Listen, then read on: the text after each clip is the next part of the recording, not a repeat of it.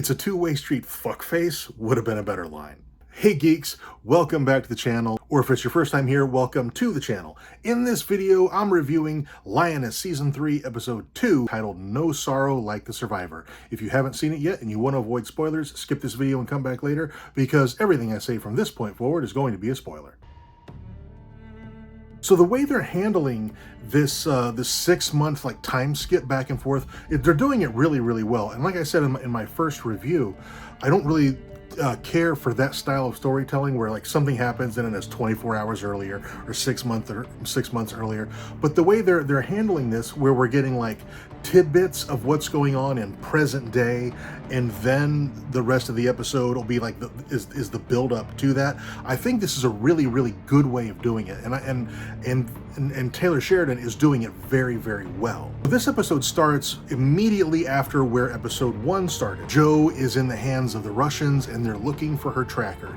And just, if I was an actor, I don't think there's any way I could perform a scene like this on either side of this, whether I was, the one being held down and violated like that, or the one doing it. I don't think I would be able to perform either one of those. I don't have the emotional wherewithal to be able to not be completely traumatized by that. Yes, it's on a film set, and so there's directors and there's grips and boom mic people and all this stuff is going on, and that does sterilize it some, but at the same time the emotions have to be there on some level, and there's no fucking way I could do that shit. In this opening, Nicole Kidman gets one of the most badass lines in the episode, where she's talking to the director, to Byron, and he goes, keep it clean,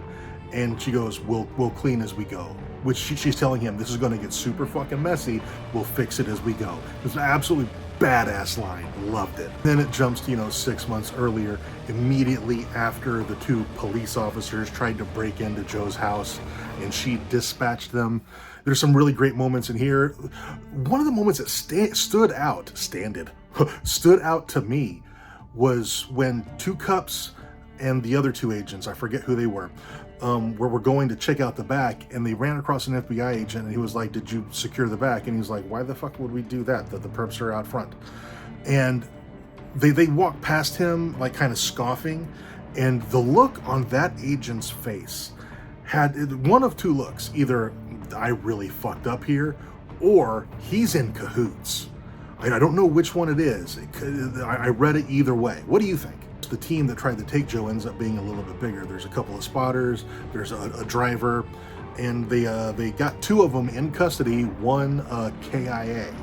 And so I hope we get to see what they do with the 2 they have in custody. That's just something I want to see, the interrogation. And my favorite moment from this episode is when Byron, they were at dinner and he went over to talk to, I guess it was the Russian ambassador or somebody, or a bunch of Russian officials who are eating at the same restaurant. He's like, these fuckers are eating here on tonight. This is a slap in the face.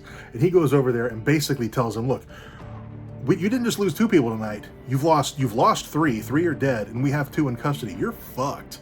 You've poked the bear now, dude, and you are in so much trouble. And he lets them know, and it's my favorite line of the episode, but it could have been better.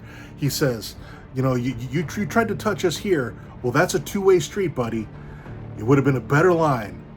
That's a 2-way street, fuckface. That would have been a way better line. Regardless, I thought it was a great moment. It was a badass moment. I love moments in shows like this where we get to see people being badass without the action, without the fighting, just a verbal confrontation. A really good verbal confrontation is just really satisfying. I want to talk about Neil in this episode.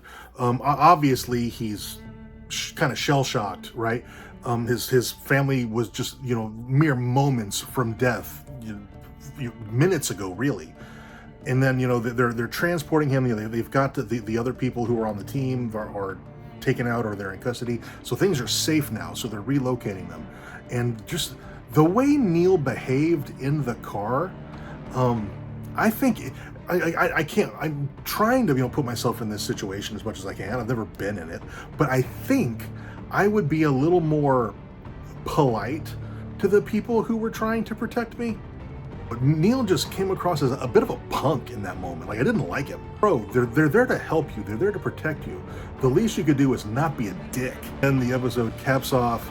Kyle and Cruz, they take the Ukrainian spy.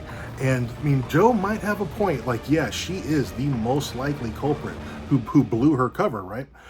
But it's also, like, as far as television writing, it's a little too obvious. Like, if she is the source, I think she might be an unwitting source, and there's another piece to it, just because that's the way television works. I'm really enjoying season 3 of Lioness.